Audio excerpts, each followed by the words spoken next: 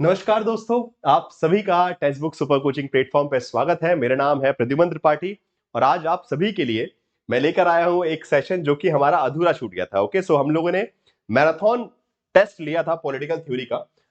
तारीख थी ये आई गेस 8। ओके, तो 8 तारीख को, ठीक है, 8 नवंबर को आपका मैराथन टेस्ट था जिसमें हमने तकरीबन 50 सवाल कर लिए थे और कुछ सवाल बच गए थे बिकॉज टेक्निकल इशू के चलते जो है आपकी क्लास बीच में रुक गई थी। ओके, सो इस मैराथन क्लास में 3 घंटे का ये सेशन था बट 2 घंटे हो पाया था और 1 घंटे का बच गया था। तो वो जो रिमेनिंग वाले क्वेश्चन है मैं सोच रहा हूँ कि आप लोगों को फटाफट वो करवा देता हूँ जिससे आपका नुकसान ना हो और वो जब क्वेश्चन है तो आपको फायदा उसका मिल जाए। ठीक है, तो चलिए स्टार्ट करेंगे आज के सेशन को। आप सभी से रिक्वेस्ट है कि टेक्स्ट बुक सुपर कोचिंग के प्लेटफॉर्म को लाइक जरूर कर दीजिएगा, सब्सक्राइब कर लीजिएगा और अपने दोस्तों तक भी इस वीडियो को भेज दीजिए। ठीक है, एंड बाकी क्लासेस के टाइमिंग आप लोगों को पता है और ये कॉन्टैक्ट नंबर है टेक्स्ट बुक सपोर्ट टीम से आपको जुड़ने के लिए। ठीक है, चलिए तो एक बार जरा क्वेश्चन नंबर पे चलते हैं।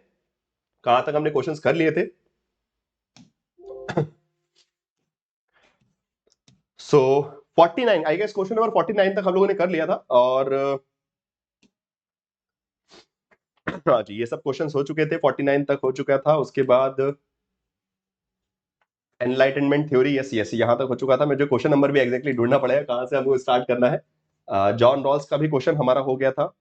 उसके बाद यस, ये सारे क्वेश्चन हो गए थे, हिस्ट्री वगैरह एग्जैक्टली। हाँ, ये वाला क्वेश्चन भी हो गया था यहां तक। टेक्सचुअल अप्रोच भी क्वेश्चन हो गया था। ठीक है, यस, अब मुझे एग्जैक्टली क्वेश्चन याद आ गया कहां से था हमारा। यस, दिस वाला क्वेश्चन। ओके, ये वाला क्वेश्चन हमारा चल रहा था। ठीक है, सो जो हमारी क्लास थी उसमें यहां से आपका जो क्लास है अटक गई थी। सो आप लोगों ने आई गेस 8 नवंबर की जो क्लास थी, मैराथन जो टेस्ट था पॉलिटिकल थ्योरी का, जिसमें आप सभी को बहुत मजा आया था, आप लोगों ने देखा भी होगा।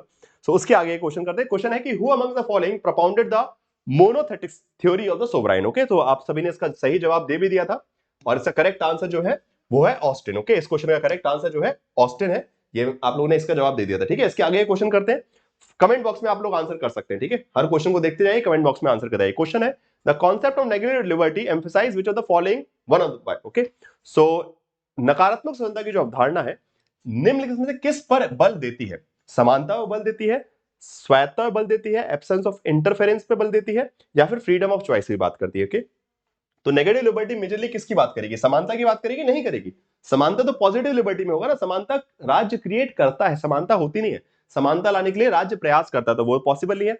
ऑटोनॉमी की बात करेगी, हाँ, स्वायत्ता हो सकता है। एब्सेंस ऑफ इंटरफेरेंस, हस्तक्षेप ना किया जाए, बिल्कुल सही बात है। फ्रीडम ऑफ चॉइस, चलिए तो भाई पूछा गया है कॉन्सेप्ट ऑफ नेगेटिव लिबर्टी में सबसे अप्रोप्रिएट होगा एब्सेंस ऑफ इंटरफेरेंस। ओके, जिसको हम बोलते हैं basically freedom of constraint. Okay, freedom from constraint, किसी प्रकार की रुकावट से फ्री होना, मतलब कुछ आपको एम्पावर नहीं करे, बस आपको क्या है कि आप फ्री हैं, खुले स्थान की तरह है, आप जो करना है कर लो। ठीक है, तो उसके बोलते हैं नकारात्मक स्वतंत्रता। ओके, नाउ नेक्स्ट क्वेश्चन है the statement that liberty and equality can not coexist is related to. Okay, स्वतंत्रता और समानता साथ साथ नहीं रह सकते, ये किससे संबंधित है? डाइसी ने कहा है, लॉर्ड एक्टन ने ये बात कही है, बर्लिन ने बात कही है, कि डॉर्किन ने बात की। ओके, कि स्वतंत्रता और समानता एक साथ एग्जिस्ट नहीं कर सकते। ये जो है एक लिबरल थिंकर ही ऐसी बात कर सकते हैं। ठीक है, और वो भी क्लासिकल लिबरल लॉर्ड एक्टन ने बात कही है। ठीक है, लॉर्ड एक्टन का स्टेटमेंट है, एग्जाम में याद रखिएगा, क्वेश्चन आ सकता है। ठीक है, चलिए अगले सवाल की तरफ बढ़ते हैं।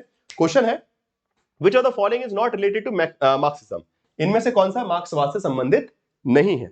मटेरिस्टिक इंटरप्रिटेशन ऑफ हिस्ट्री बिल्कुल संबंधित है, क्लास स्ट्रगल बिल्कुल संबंधित है, एक्स्ट्रा चार्जेस और बेसिकली यद मत्यम मत्यम। ओके, सो इनमें से कौन सा जो है मार्क्सिज्म से रिलेटेड नहीं है? नॉट। ओके, सो नॉट पूछा गया, ऑब्वियस सी बात है, यद मत्यम जो है ये ऐसी कोई बात जो है मार्क्सिज्म में नहीं की गई, ऐसा कोई कॉन्सेप्ट जो है मार्क्सिज्म में देखने को नहीं मिलता है। नाउ क्वेश्चन है कंजर्वेटिज्म के बारे में। ओके, आइडियाज ऑफ कंजर्वेटिज्म, रूढ़िवाद के बारे में निम्नलिखित कथनों को आपको पढ़ना है।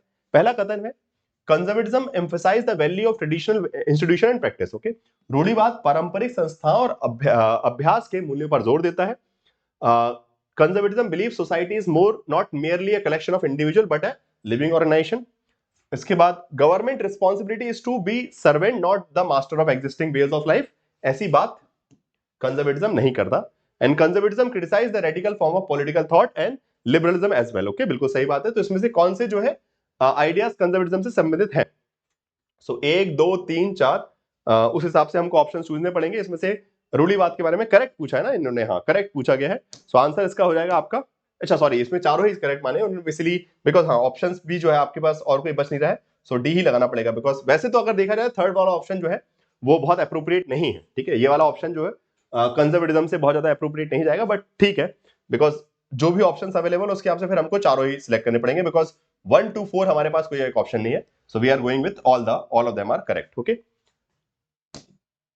चलिए, थ्योरी ऑफ राइट्स, ओके, अधिकारों के सिद्धांत मैंने पढ़ाया भी था, अभी आप लोगों को रिवीजन करवाया था हम लोगों ने क्रिटिक राइट्स की थ्योरी के सारी, ठीक है। अभी जो लाइक क्लास हुई थी आपकी पॉलिटिकल थ्योरी वाली क्रैश कोर्स में, उसमें हमने पहले ही दे रहा है, हाँ फर्स्ट डे, ठीक है, पहला जो सेशन हुआ था जिसमें आप सभी लोग आए थे। तो natural right theory, historical theory of right, interest theory and choice theory. तो राइट्स की अलग अलग थ्योरी और उसकी theme. So natural right theory, historical right theory, interest theory and choice theory. तो उसमें कुछ अधिकार के रूप में आपत्ति करते हैं, दावा करना या फिर माफ करना, उसके बाद पूर्व सामाजिक के रूप में अधिकार, और रीति रिवाज से निकलने वाले अधिकार, ओके। तो इस प्रकार से आपको मैच करना है, बहुत सिंपल है। नेचुरल राइट्स की अगर हम बात करेंगे तो some objects as rights claiming और waiving rights are pre social, ठीक है, मतलब समाज से बनने से पहले अधिकार पहले से थे, ठीक है। तो ये कहां पे आएगा, सीधी बात है, ये आपका नेचुरल राइट थ्योरी से बिलोंग करेगा। पहले का जो है सब जगह 3 दिया हुआ है, ठीक है। चलिए ऑप्शन भी देखना पड़ेगा, ओके। सो करेक्ट आंसर जो है ए होगा, पहले का आप मैच करेंगे। Rights are pre social, okay, मतलब समाज बनने से पहले, राज्य बनने से पहले अधिकार थे, ये प्राकृतिक अधिकार के विचारक मानते हैं। हिस्टोरिकल थ्योरी ऑफ ये right theory, rights emanates from the custom, obviously बात है, ऐतिहासिक है तो रीति रिवाज की बात करेगा। इंटरेस्ट वाले बात करेंगे किसकी, आपका some objects are right, and choice claim और वेविंग, ओके, कि इच्छा है क्या करना है, ठीक है। सो करेक्ट आंसर इसका ए होगा। नेक्स्ट क्वेश्चन है, consider the correctness of following statement about conservatism, okay. रूढ़िवाद के बारे में इन कथनों को आपको पढ़ना है और आपको बताना है कि इनमें से करेक्ट कौन सा है, ठीक है। प्रेफर्ड लिबर्टी ओवर इक्वालिटी, वो स्वतंत्रता को पसंद करते हैं समानता की जगह। Preferred tradition over changes, history over politics, all of the above, okay. चलिए भाई, किसको पसंद करेंगे कंजर्वेटिव थिंकर, इनमें से कौन से कथन जो है रूढ़िवाद के बारे में सही है। समानता पर स्वतंत्रता को प्राथमिकता देते हैं, सीधी बात है, समानता की बात तो नहीं करते, हायरार्की की बात करते हैं। लिबर्टी को फिर भी सपोर्ट कर देंगे, ठीक है। प्रेफर्स ट्रेडिशन ओवर चेंज, बिल्कुल सीधी बात है, परंपराओं को महत्वपूर्णता देते हैं। तो जब दो सही हो गए तो ऑब्वियसली बात है आंसर क्या होगा, all of the above, okay, common sense है। हिस्ट्री ओवर द पॉलिटिक्स, इतिहास को ज्यादा, मतलब ऐतिहासिक व्यवस्था को, पुरानी व्यवस्था को ज्यादा समर्थन करते हैं, ठीक है। आगे चलते हैं, what is the relation between individualism socialism, समाजवाद और व्यक्तिवाद। देखिए, व्यक्तिवाद जो है वो उदारवादी परिप्रेक्ष्य को दिखाता है, और समाजवाद जो है समाजवादी परिप्रेक्ष्य को। सो इसमें क्या संबंध है, mutual cooperation, mutual exchange, mutual forgather and mutual conflicting. तो व्यक्तिवाद और समाजवाद कैसा है आपस में, इनके बीच में सहयोग है, इन दो विचारों के बीच में सहयोग है, आदान प्रदान है इन विचारों के बीच में, इनके बीच में परस्परता है, या फिर कॉन्फ्लिक्टिंग। कॉमन सेंस है, समाजवाद और व्यक्तिवाद जो है आपस में कॉन्फ्लिक्टिंग होंगे, and yes the mutual conflicting, okay, दोनों they are opposite ideas, okay. Individualism talks about competition, ठीक है, ये प्रतिस्पर्धा की बात करता है, और ये कॉपरेशन की बात करता है, ओके, सार्वजनिक हित की बात करता है, और यहां व्यक्तिगत हित, मेरिट की बात करते हैं, ठीक है, अपोजिट आइडियाज है। The idea of scientific socialism are also known as, वैज्ञानिक समाजवाद के विचारों को हम और क्या बोलते हैं, बहुत फेमस है, हीगल। अगेन मैंने आपको बताया भी था, याद कीजिए, utopian socialism, okay. Utopian socialism किसने बोला, मार्क्स और एंजल्स ने। मार्क्स एंड एंजल्स ने बोला कि जो प्रारंभिक समाजवादी थे, ठीक है, प्रारंभिक समाजवादी जो थे वो क्या थे, यूटोपियन थे, वो कल्पनावादी, ठीक है, उनके समाजवाद में काल्पनिक है, वो सच्चाई नहीं, और इसीलिए मार्क्स और एंजल्स ने जो समाजवादी परिप्रेक्ष्य, बिकॉज समाजवाद पहले से था, socialist ideas were existing even before Karl Marx, Karl Marx से पहले भी समाजवादी विचार थे, जैसे कि Saint Simon, Charles Fourier, P J Proudhon, Robert Owen, Louis Blanc, okay. तो ये सारे विचारक जो है वो ऑलरेडी समाजवादी विचार दे चुके थे, परंतु मार्क्स एंजल्स ने आके बोला कि ये सारे जो अर्ली सोशलिस्ट थिंकर है, प्रारंभिक समाजवादी हैं, वो कैसे हैं, वो यूथोपियन है, और हम, कार्ल मार्क्स ने बोला कि हम वैज्ञानिक परिप्रेक्ष्य दे रहे हैं, हम वैज्ञानिक परिप्रेक्ष्य दे रहे हैं समाजवाद का, और इसको हम आंसर देंगे Marxism, okay, correct answer is Marxism, very simple question. Moving to the next question, the main difference between Marxism and utopian socialism. चलिए, अभी मैंने सवाल आपसे बताया, इसका तो आपको जग जाहिर आंसर पता है, अभी हमने पूरा एक्सप्लेन भी कर दिया। सो Marxism focused on overthrowing the government, while utopian socialism focused on creating a more just society. Marxism focused on creating a utopia vision of the future, ये गलत है। Focus on the development of the scientific analysis of capitalism, then Marxism focus on, चलिए, तो काफी लंबा statement है, questions है। And पढ़ लीजिए एक बार थोड़ा सा ध्यान से।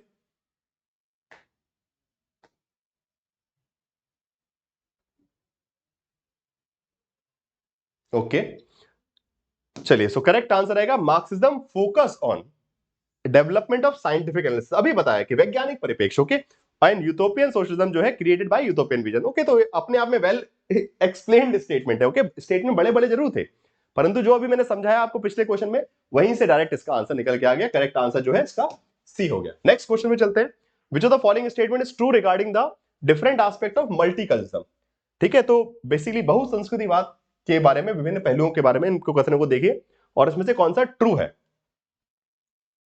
सही कौन सा है इसमें से।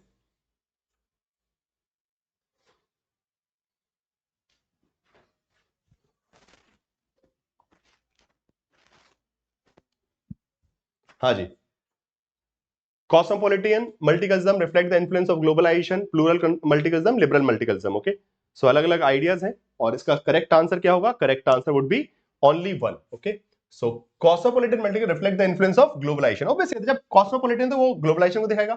Plural multiculturism supports toleration, that is willingness to accept those views which it disagrees. Okay, ये वाली बात गलत हो गई। उसके बाद liberal multiculturalism recognise various values and believe in. Okay, so इसलिए ये वाला स्टेटमेंट जो है गलत हो गया। आंसर जो है इसका only one is the correct thing. Okay, now which are the central belief of conservatism? Again it's a PY की क्वेश्चन, प्रीवियस ईयर क्वेश्चन है ये, 2021 2022 में क्वेश्चन आया था। सो रूढ़िवाद के इनमें से कौन सा जो है अनुदारवाद या फिर रूढ़िवाद के मूल क्या है? ट्रेडिशन, हायरार्की, ये दो चीजें जो है वो आपके कंजर्वेटिज्म से मिलते हैं। Social Darwinism, social liberalism, these are the concept of, ये उदारवाद से संबंधित है। ठीक है, सामाजिक डार्विनवाद, सामाजिक उदारवाद, ये उदारवादी विचारधारा है। डार्विन थ्योरी, हर्बर्ट बेसिकली क्या नाम है उसका यार, हर्बर्ट साइमन, हाँ नहीं हर्बर्ट साइमन नहीं यार, सॉरी मैं नाम भूल रहा हूँ। सोशल थ्योरी जो उन्होंने बायोलॉजिकल थ्योरी दी है, Spencer. Okay, Herbert Spencer. Okay, हाँ स्पेंसर की जो थ्योरी है सोशल डार्विनिज्म उसमें आ जाएगा। ठीक है, चलिए ये क्वेश्चन जो है प्रीवियस ईयर क्वेश्चन था आपका, ए और बी जो है करेक्ट आंसर है सर। ठीक है, moving to the next question. Thinkers के नाम लिखे हैं यहाँ पे और उनके टाइप्स ऑफ कंजर्वेटिज्म। बहुत अच्छा क्वेश्चन है, हम लोगों ने क्लास में कई बार प्रैक्टिस किया है। Joseph de Maistre, Edmund Burke, Michael Oxford, Edwin Kristen, सीधे मैच करेंगे। जोसेफ मेस्ट्री और अथॉरिटेरियन आ जाएगा। एडमंड बर्ग मॉडर्न कंजर्वेटिव है, एडविन क्रिस्टन नियो कंजर्वेटिव है, माइकल ऑक्सफोर्ड को तो आप लोग जानते ही हैं, traditional conservative. So correct match क्या होगा? ए का मैच करेंगे आप।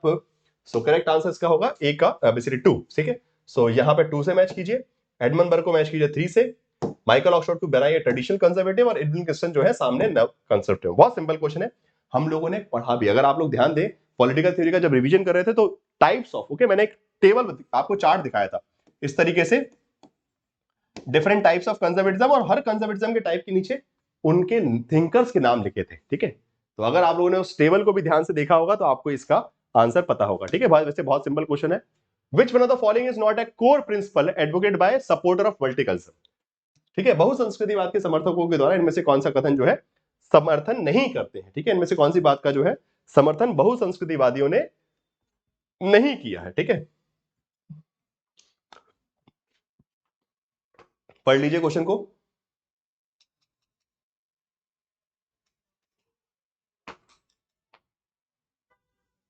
assimilation over integration, promotion of mutual understanding between different cultural group, not a core principle.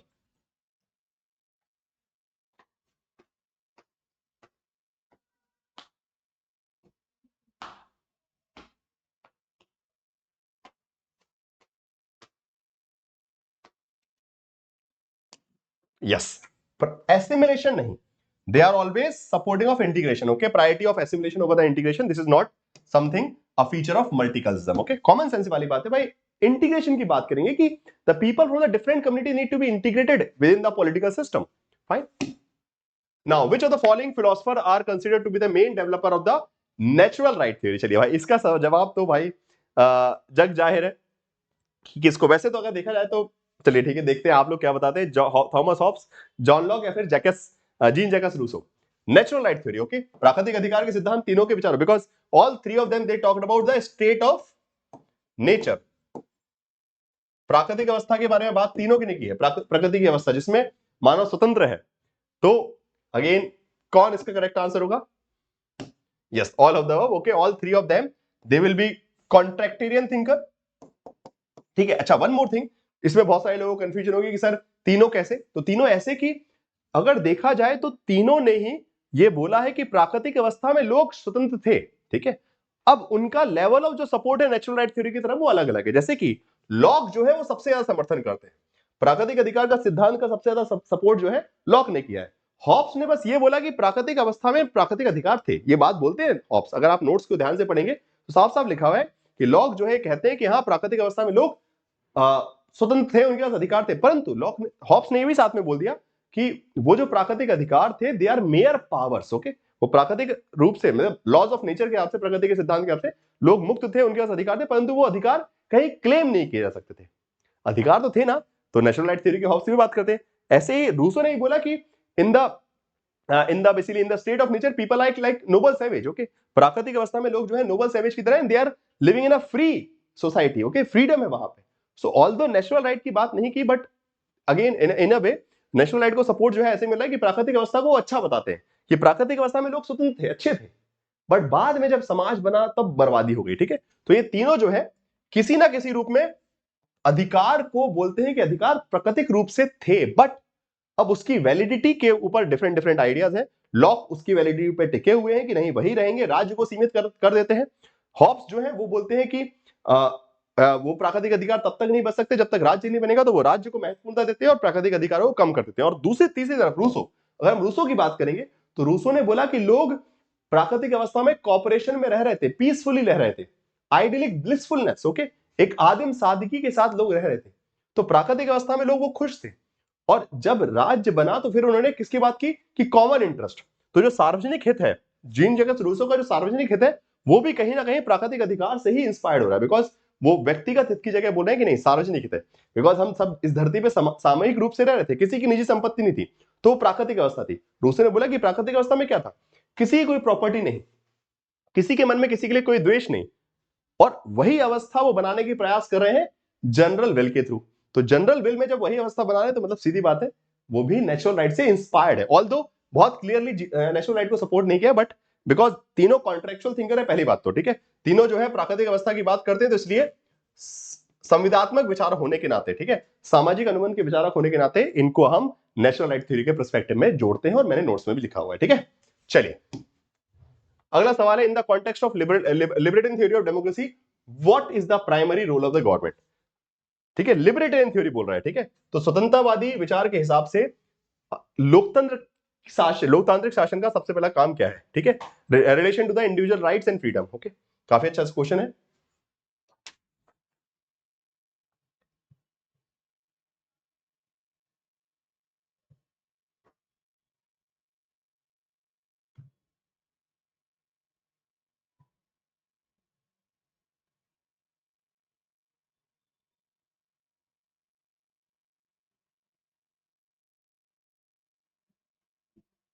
हाँ जी, आप लोगों ने क्वेश्चन पढ़ लिया होगा, जवाब दे दिया होगा, and the correct answer would be C, government should primary protect the individual right and refrain from the, because libertarian thinker है, ठीक है, व्यक्तिगत अधिकार ऑलवेज हमेशा महत्वपूर्ण रहेंगे। एक जो उदारवादी विचारक हैं, स्वतंत्रवादी विचारक है, उनके लिए व्यक्तिगत हित सबसे ऊपर आता है, कॉमन सेंस है, इसमें कोई ज्यादा लॉजिक नहीं है। Who wrote the book multicultural citizenship and liberal theory, बहुत सिंपल क्वेश्चन है, मुझे लगता नहीं कि आपको वक्त देने की आवश्यकता है, ये जो किताब का नाम है आप सभी को रटा होगा, विल किमली का, ओके, विल किमली का ये किताब है, multicultural theory, sorry multicultural citizenship and liberal theory of minority right, okay. Next question है, who was the early liberal characterised by the C V Macpherson, okay. अच्छा हाँ, बड़ा प्यारा क्वेश्चन है, ये भी एक पीवाई की क्वेश्चन है कि प्रारंभिक उदारवादियों को मैकफर्सन ने किस प्रकार से बताया है, क्या नाम यूज किया है, positive liberals, welfaristic, altruistic development, okay. तो प्रारंभिक उदारवादियों को उन्होंने बोला है कि they are positive, okay, positive liberals, okay. और एल्ट्रुइस्टिक किसको बोला है, एल्ट्रुइस्टिक बोला उन्होंने लेटर लिबरल्स के लिए, ओके, लेटर लिबरल्स को, जो बाद के उदारवादी हैं उनको उन्होंने एल्ट्रुइस्टिक बोला है कि जहां पे वो कहीं ना कहीं समाज की परवाह भी कर रहे हैं, ठीक है, जैसे कि टीएच ग्रीन जैसे विचारक, ओके, फिर वेलफेयरिस्टिक, डेवलपमेंटल, ओके, ये सारे जो फीचर्स हैं ये आपके मॉडर्न लिबरल्स के आते हैं या फिर लेटर लिबरल्स, ओके। तो जो आधुनिक उदारवादी हैं वो वेलफेयर की बात करते हैं, वो एल्ट्रुइज्म की बात करें, डेवलपमेंट की, बट प्रारंभिक उदारवादी हॉब्स, लॉक, रूसो, या फिर जो बेसिकली हॉब्स, लॉक स्पेशली आप बोल सकते हैं, so they are positive individual, okay, उन्होंने व्यक्ति इंडिविजुअलिज्म के कॉन्सेप्ट है, आप लोग अच्छे जानते हैं, किताब का नाम भी है मैकफर्सन की, ठीक है। Now consider the following statement about ecologism. इन कथनों को आपको परिस्थिति की बात के बारे में कथन को पढ़ना है, फिर आंसर बताना है, ठीक है। First challenge the ahead ecologism is how it can become global ideology. Second challenge was related to the anti growth message of the ecologism. Okay, तो दो समस्याएं बताई गई हैं यहाँ पे परिस्थिति की बात के बारे में, इनमें से कौन सा सही है, ठीक है। तो पहला चैलेंज तो सीधी बात है कि भाई ये एक ग्लोबल आइडियोलॉजी कैसे बने, एक वैश्विक हो सकते विचारधारा कैसे बने, और दूसरा इसमें जो कहीं ना कहीं विकास विरोधी विचार है, वो कहीं ना कहीं संदेश है, वो लोगों को पसंद नहीं आता, ठीक है। तो इसलिए करेक्ट आंसर क्या होगा, बोथ ऑफ देम। बिल्कुल दोनों बातें जो है एक समस्याएं हैं परिस्थिति की बात के लिए, बिकॉज लोग जो है विकास चाहते हैं और ये बोल रहे हैं कि let's get back to the nature, ठीक है। इकोलॉजिज्म की विचारधारा क्या बोले कि हर सब कुछ प्रकृति के हिसाब से कर लिया जाए, परंतु लोग इसको पसंद नहीं करेंगे, सीधी बात है, ठीक है। हाँ जी, अब विचारधारा है और उसकी कोर वैल्यू है liberalism, socialism, sorry conservatism, socialism, ecologism. उनकी क्या क्या कोर वैल्यूज हैं, ये तो मेरे आपसे देख के ही आपको आंसर पता चल गया होगा, ठीक है। लिबरलिज्म क्या बात करता है, लिबरलिज्म बात करेगा फ्रीडम की, जस्टिस की, रीजन की, टॉलरेशन की, ठीक है। कंजर्वेटिज्म किसकी बात करेगा, ट्रेडिशन, ऑर्गेनिक सोसाइटी। सोशलिज्म किसकी बात करेगा, community, equality, liberalism and cooperation. Ecologism बात करेगा holism and anthropocentrism. Okay, so options यहाँ पे बेसिकली आप सॉरी हिंदी में भी देख लीजिए, सॉरी हिंदी में नहीं है यहाँ पे available, sorry. So correct answer would B पहला का, सॉरी यहाँ पे पहले का ए कैसे हो गया, नहीं नहीं नहीं, ये आंसर नहीं होगा यहाँ पे, सॉरी मैं सही करता हूं इसको, मैंने जो मैच किया था वही आंसर होगा, ए का 4 होना चाहिए, ठीक है। ए का 4, ए का 4, बी का होगा आपका 3, ए का 4, बी का 3, यस, एंड सी का 2, यस, एंड डी का 1, yes. So answer would B 4। Okay, ये आंसर नहीं होगा, गलती से यहाँ पे ग्रीन इस पे आ गया, answer would B 4, D would be the correct answer यार। ओके, ठीक है, आंसर जो है ये रहेगा जो मैंने मैच किया। Which of the following is book of the Michael Walzer on justice. Okay, इनमें से कौन सी किताब जो है माइकल वॉल्जर की, अगेन वक्त की कोई आवश्यकता नहीं, आप लोगों को जग जाहिर पता है, स्पेयर ऑफ जस्टिस। ओके, ये जो है माइकल वॉल्जर की किताब है जहां पे उन्होंने जॉन रॉल्स के यूनिवर्सल कॉन्सेप्ट का विरोध किया, ठीक है। नाउ नेक्स्ट क्वेश्चन पे चलते हैं, question number 71। Who among the following are included among the key enlightenment thinker. इनमें से किसको हम जो है बोल सकते हैं कि एनलाइटनमेंट थिंकर, प्रबुद्ध वाले विचारकों के रूप में देखते हैं, John Locke, Immanuel Kant, Jeremy Bentham, Rousseau. Okay, so इन चारों को ही, ठीक है, हम चारों को ही specially all of them they are considered the thinkers of enlightenment period. Okay, next question है the immigrant ethnic cultural group which never gets opportunity to become citizen. तो ये विल किमलिका का आइडिया है कि किस समुदाय को कभी भी नागरिक बनने का अधिकार नहीं मिल पाता है, तो उनको उन्होंने क्या बोला है, विल किमलिका ने बोला है मैटिस, दे आर मैटिस, ठीक है। नाउ नेक्स्ट क्वेश्चन है consider the following statement regarding Rawls theory of justice. इनमें से रॉल्स थ्योरी ऑफ जस्टिस के बारे में कथनों को पढ़िए और उसमें से बताइए कौन से कथन जो है सही है, ठीक है। So Rawls conceptualise the new concept state of the nature as original position, every person has the equal right to most extensive liberty, इस टाइप से, ठीक है, ये अलग अलग स्टेटमेंट्स है। सो इसमें से कौन से कथन जो है वो करेक्ट, ठीक है। Conceptualize the new concept of state of nature as original position, बिल्कुल सही। Every person has the equal right, प्रत्येक व्यक्ति का बराबर एक्सटेंसिव लिबर्टी, जिसको हम फर्स्ट प्रिंसिपल बोलते हैं। Suggested social economical inequalities exist, उन्होंने माना है कि हाँ भाई सामाजिक और आर्थिक असमानताएं मौजूद है, और social economical inequalities arrange should be provide to benefit of the least because all the statements are right. Okay, चारों कथन बिल्कुल सही है, ये चारों बातें जो है रॉल्स के विचारों में देखने को मिलती है, ठीक है।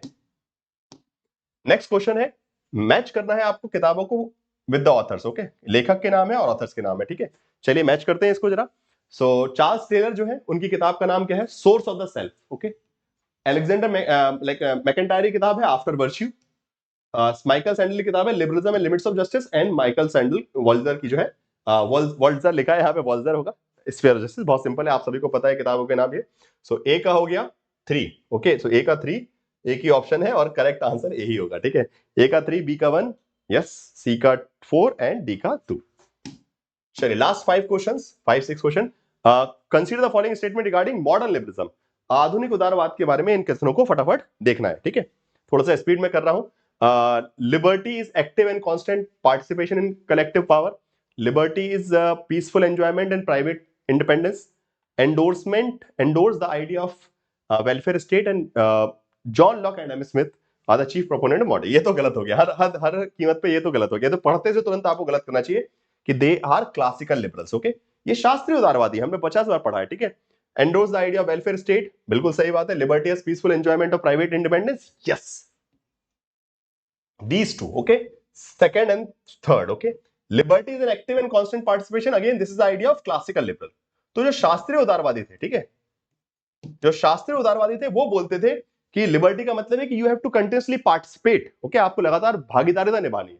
परंतु मॉडर्न लिबरल जो है वो इसकी बात करते हैं कि अपने अपने मजे करो, ठीक है। And this is the problem, यही समस्या आज के समाज की, जिसको हैना अरेंट ने आइडेंटिफाई किया है कि आज के लोग जो है अपने मजे में लेंगे। लिबर्टी का मतलब अपना मजा, सरकार के प्रति कोई जिम्मेदारी नहीं।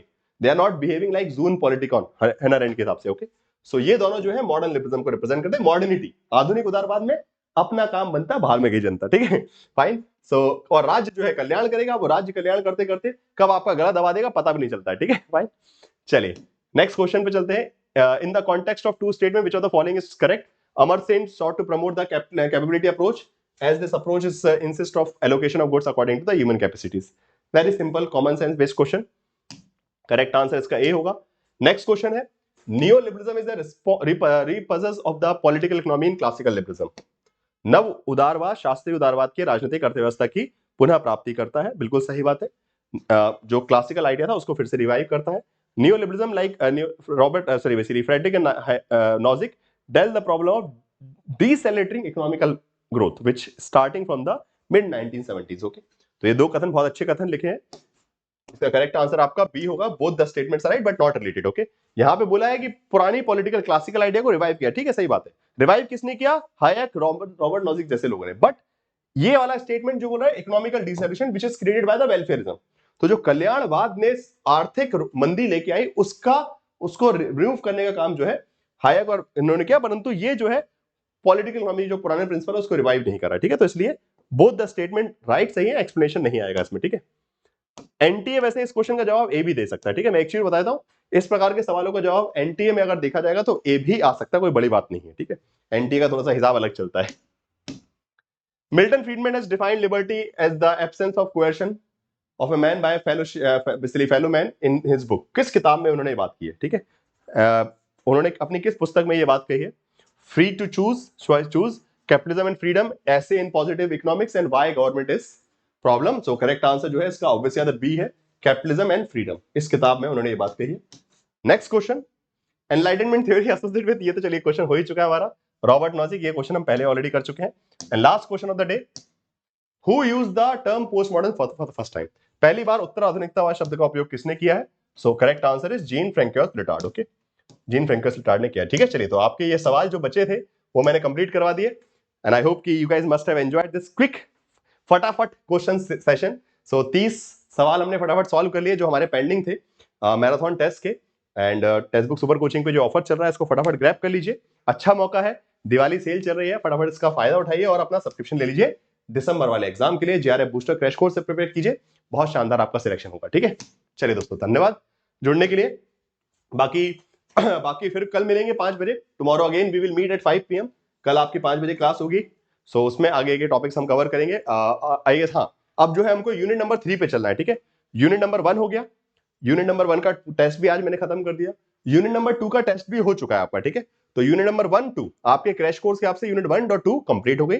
अब हम चलने वाले हैं 14 तारीख से, ओके, 14 से, मतलब कल से हम स्टार्ट कर रहे हैं unit number 3 IFP, Indian foreign policy. और ये सेशन जो है 2-2 घंटे के होने वाले हैं, ठीक है। 2-2, 3-3 घंटे के सेशन रखूंगा बिकॉज 2 दिन में हम IFP निपटाएंगे, ठीक है।